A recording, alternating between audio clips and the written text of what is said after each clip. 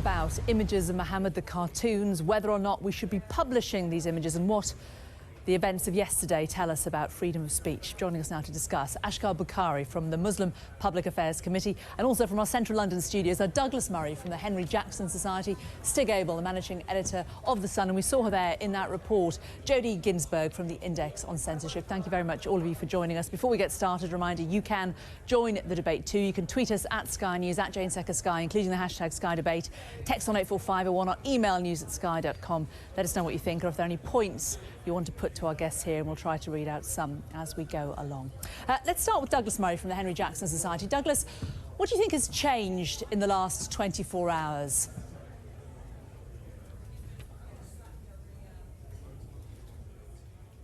Freedom of speech is going to be exercised in the British media.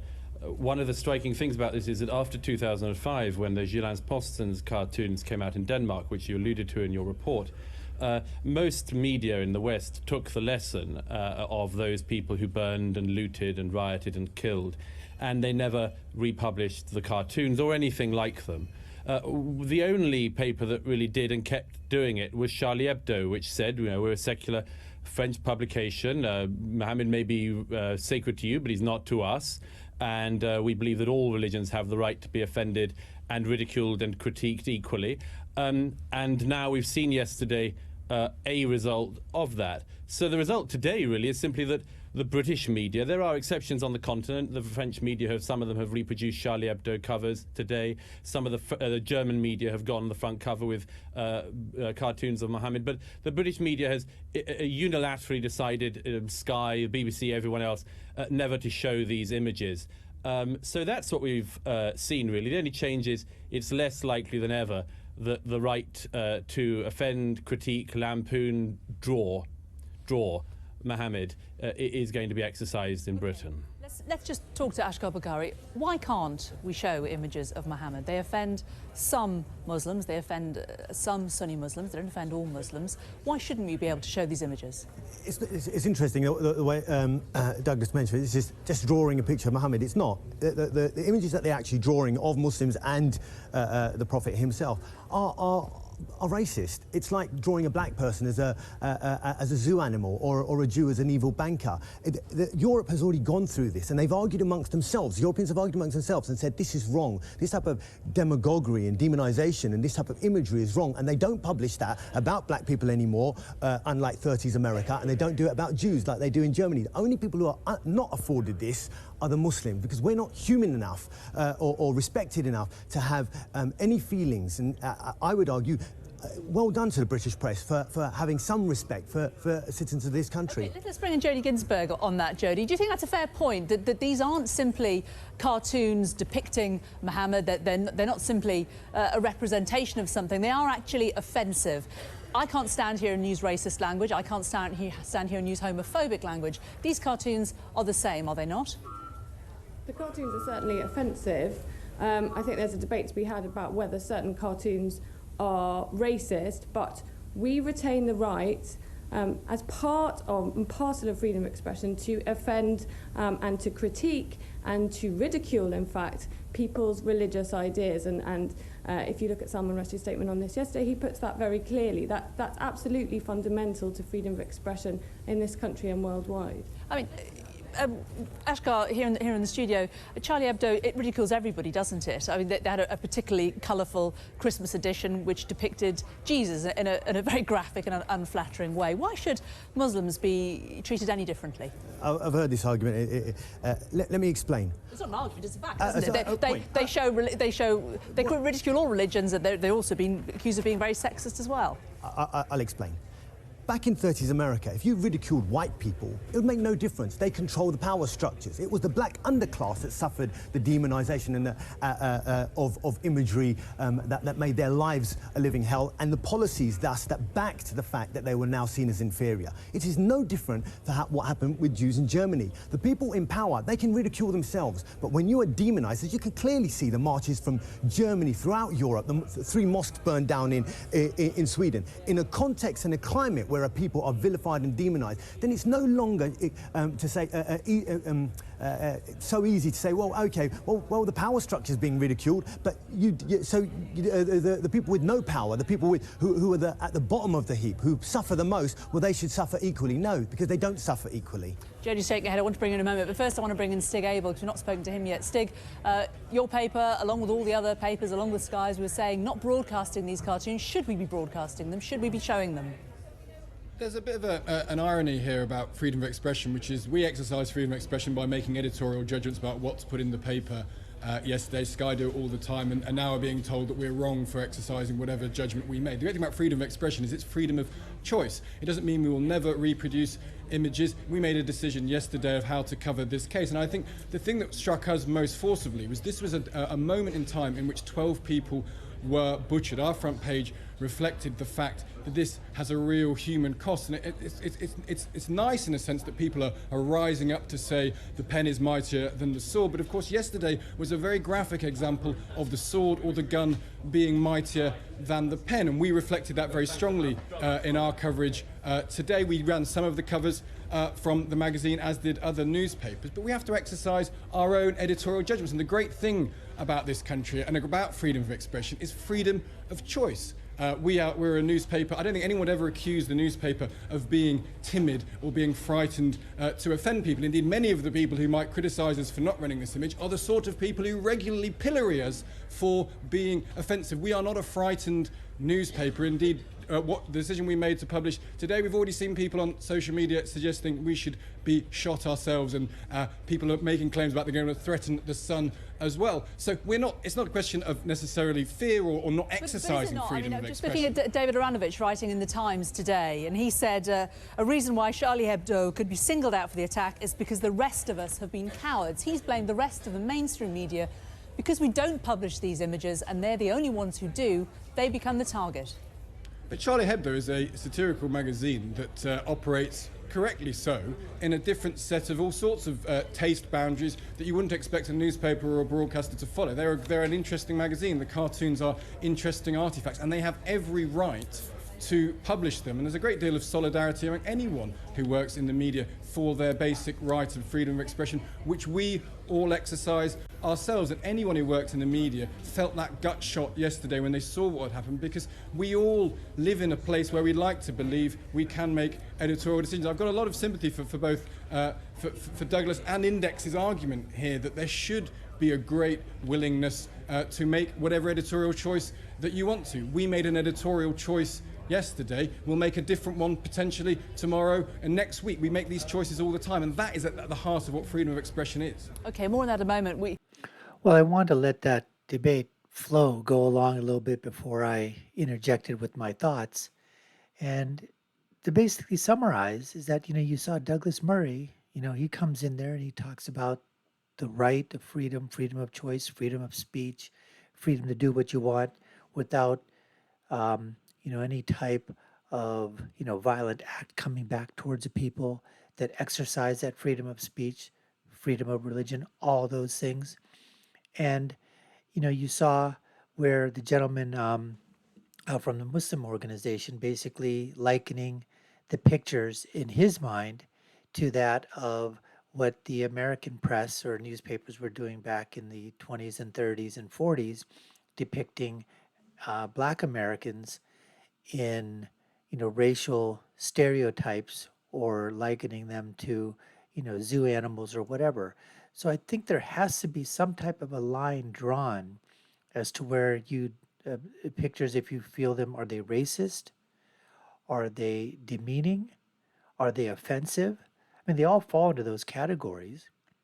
I mean, Christians can say the same things about when they're, portraying, Jesus in a not so, great light, making cartoons of him, making images of him that are not flattering, doing the same thing to, Prophet Abraham or Prophet Jesus or Prophet Muhammad, or to any of the, religious, figures. whoever they may be, someone's going to be offended. I'm offended. If somebody asks me, yes, am I offended by those cartoons? Yes, I'm offended. But I'm also offended by the ones of Jesus. I'm offended by the ones of Buddha. I'm offended by the ones of, if they're doing everything. But just because I'm offended, that's my right to be offended. Somebody wants to go ahead and publish those, I believe that's their right to do that under freedom of speech, freedom of expression. But the question becomes is that do we, does our offense then just sort of, stay with us and we basically say that's the price that we have to pay to live in a democratic, society where everybody can express their opinion and then, people make a judgment and they can make a value judgment. They want to support that entity. They don't want to support that entity. They want to buy that newspaper. They don't want to buy that newspaper. They want to buy that magazine. They don't want to buy that magazine. They want to give money to it. They want to, utilize their dollars. Let their dollars, do the talking. That's what this is about. Freedom of speech. Whereas now, if you start saying that everything that you print, everything, someone's always going to take anything that you say, print, write, draw. Someone's going to say that, that's offensive, or someone will say that's racist, that's homophobic, that's this, that's that, that's, racial. You're doing all kinds of things. And I think the point that the gentleman right here made, Stig, the managing editor of The Sun, if anything can be taken out of this, when he made the quote, the pen is mightier than the sword, but he said in light of that attack on Charlie Hebdo, where it really turned around, that he said the sword, or in this case the gun, was mightier than the pen in terms of gunning down 12 members of this magazine in cold blood in a violent, terrorist act, that was done in the name of, Islam. And these Islamists, they should be tried, jury trial. When found guilty, as far as I'm concerned, face a death penalty. That's what you need to do to stop this type of stuff. If you're going to perpetrate these acts of violence, then guess what? There's a cost to pay for that. And the cost is going to be the life of the people that perpetrate, the violent terrorist acts. Anyways, let's get back to the debate right now. A poll today on our social media platforms asking if the media should publish satirical religious cartoons. Let's look at the results so far. Should the media publish satirical religious cartoons? Pretty vehemently, 73%. And that's the media there said that's 7 out of 10, folks. 73%, nearly 3/4 of people feel that you should be able to, regardless of who you're going to offend, regardless of who you're doing the satire against, you know what? They should be allowed to do it. That's an overwhelming response by the public. Of you are saying yes, they should. 27% of you saying no. You can join in with the hashtag, as you can see, SkyPoll yes or SkyPoll no. Ashkar Bagari here in the studio with me. When we look at that poll, public opinion sees these. They don't see them as being, as you say, racist. They just see them as being cartoons about religion. I would say most people probably haven't even seen them. Two, and well, that's because they're not being published in any of the mainstream papers. Rightly so. We wouldn't publish black people, as I said, as zoo animals. So why should we treat the Muslims any different? Why are we less human? Why do we have less feelings? And why are our lives not affected by this type of demagoguery? But it's not just that. He just keeps saying the same thing over and over again. Over and over again. Let's say, for example, now somebody wants to just publish a portrait, which they think is a flattering portrait. He would say that, no, you can't do it because culture is dictating in that sphere to say, you know what, you can't have any type of depictions, any type of pictures, anything of any of the prophets, Prophet Muhammad, Prophet Jesus, Prophet Abraham, Prophet Moses, nothing. That's something that is culturally taught, within the faith, that this is supposed to be, you don't do that. You draw a figure, but without the face. Okay, that's something that they've done culturally throughout the times. Now, we can debate and push the envelope, say, well, you know what? There's nothing that said you can't draw anything. This is just coming down from the ages that men are telling men you don't do it. It's cultural. Where's the edict? Where's the thing that says, you can't absolutely do that? So it's just one of those things again. Whereas this gentleman has just got to that in a secular society, freedom of speech, freedom of choice, the freedom to write, and then after that, let the public's going to decide, but in a non-violent way. You cannot allow violence to creep in to the freedom of speech, freedom of religion. You cannot allow that to happen. There must be judicial punishment for those that absolutely cross those lines into terrorism. The cartoons that you're referring to and comparing them to cartoons, comparing black people to apes, it's not just cartoons. It's things like the Museum of Metropolitan Art in New York removing all historical representations quietly of Muhammad from its galleries. There are lots of mainstream images of Muhammad that are not shown, and they're not in any way offensive. The problem with this is it's being seen, and I believe wrongly, through the prism of freedom of speech. Those attacks yesterday are really to be seen through the prism of the war on terror. The Al-Qaeda Yemen alleged to have carried out the attack.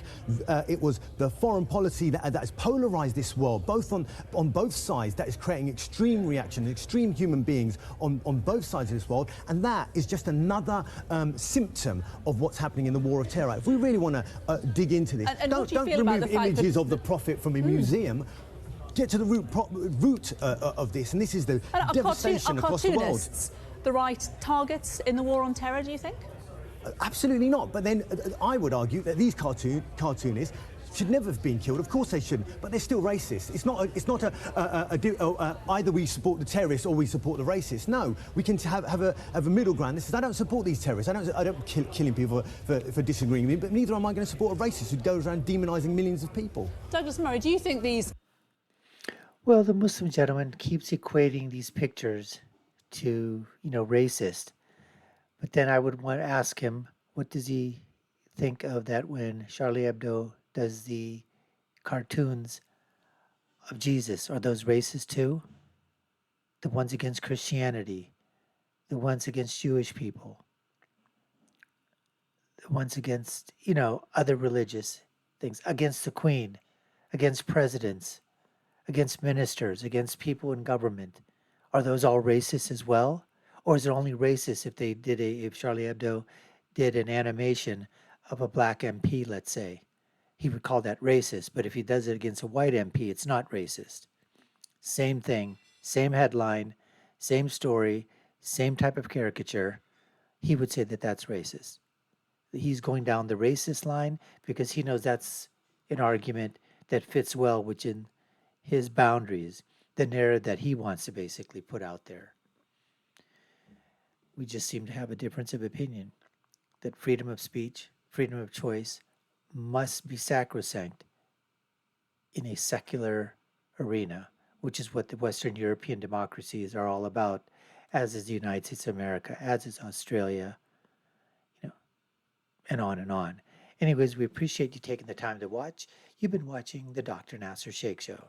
I've been your host. My name is Dr. Nasir, and if you haven't done so already, we'd love for you to sign up. Subscribe to the channel if we've earned it and you like our content. Like, share, and follow us. Let everybody know about us. Put your comments down below. We'd love to hear from you. Also, take a look at our video links above and below. I'll leave you with my final thought, which is, when you're right, and when you're left, you're wrong. Until next time, folks, take care and stay safe.